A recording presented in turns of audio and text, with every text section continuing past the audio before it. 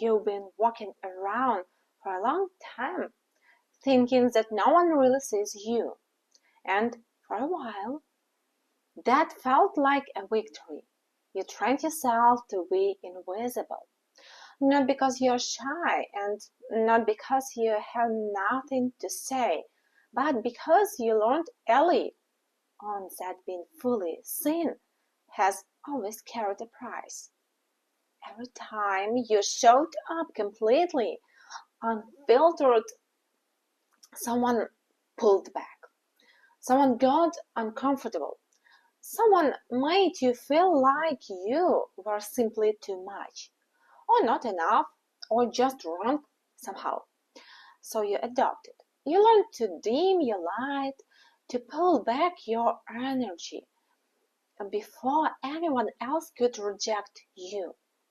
You kept your real, authentic self hidden, being a carefully constructed persona, a polite smile, a quiet energy, a poker face that says, I'm fine, when underneath you were actually protecting something invisible, soft, and tender.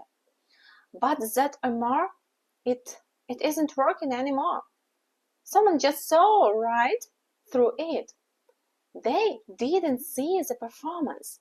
They didn't see the polite, socially acceptable version of you.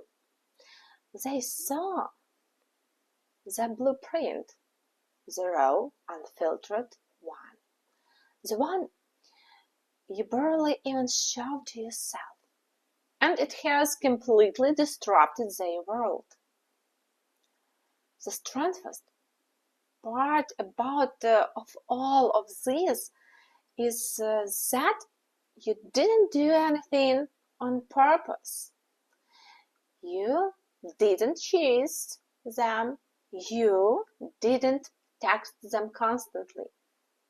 You didn't try to impress them or fix them or prove your worth. You simply existed. You simply existed in their world, in their space. But somehow, just by being there, you hit them harder than any grand, calculated gesture ever could, because without realizing it, you become their mirror. Not in a superficial, we have so much in common kind in way.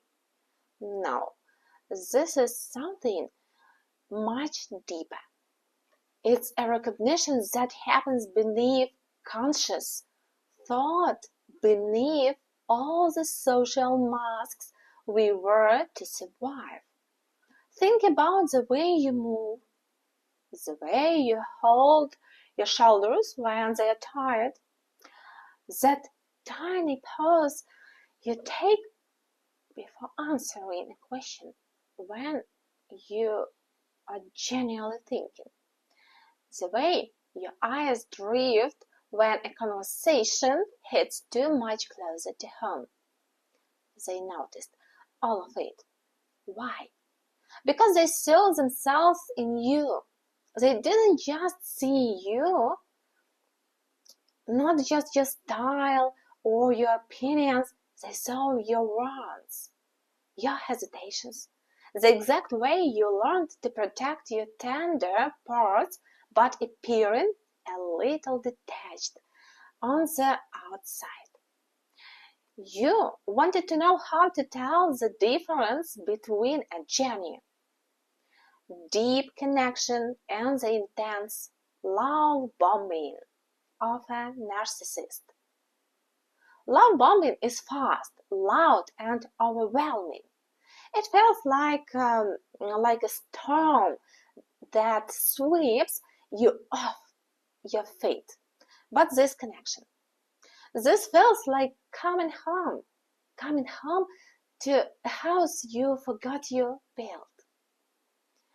And both of you have walls, heavy, steep, and thick ones, fortresses built over years of trial and error. You've both learned that showing your true selves get you hurt. You build towers to keep people at exactly the right distance. Close enough so you aren't entirely alone, but far enough away so you can't be destroyed.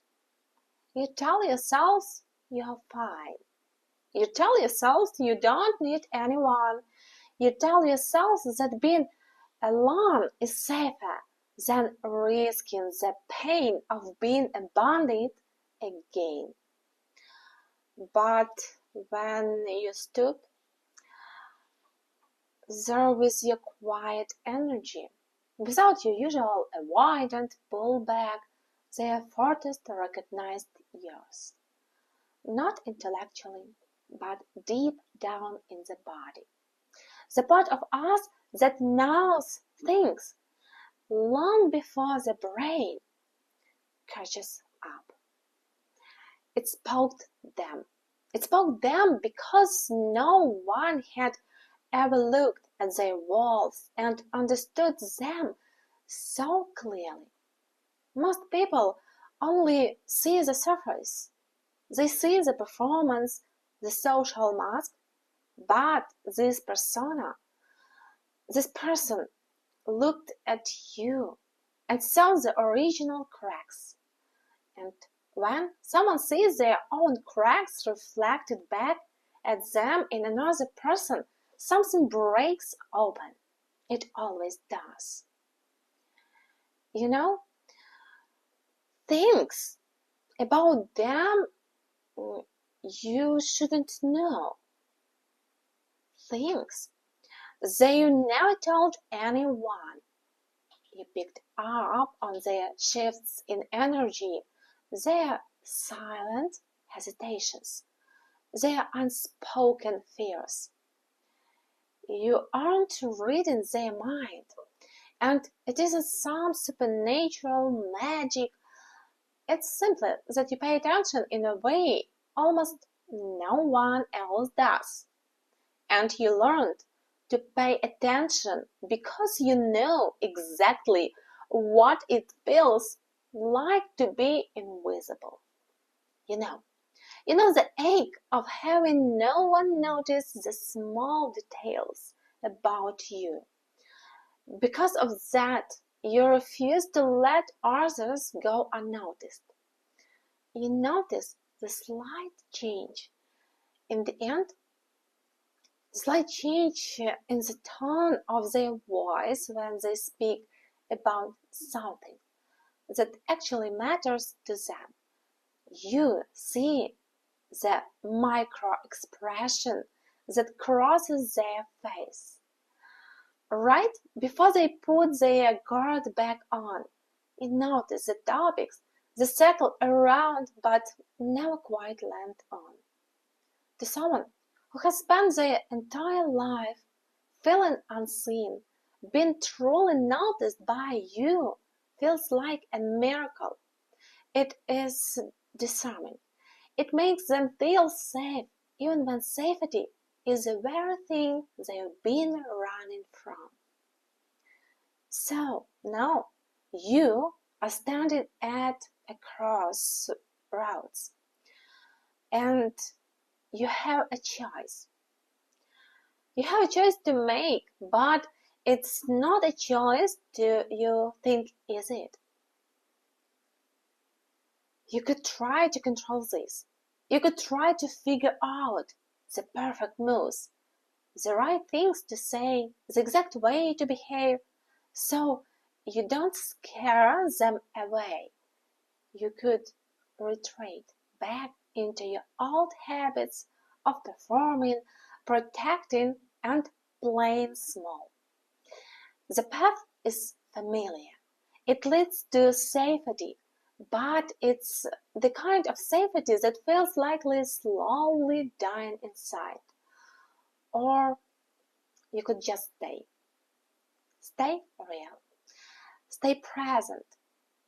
Stay exactly who you've been because who you are when you aren't pretending is already doing the work.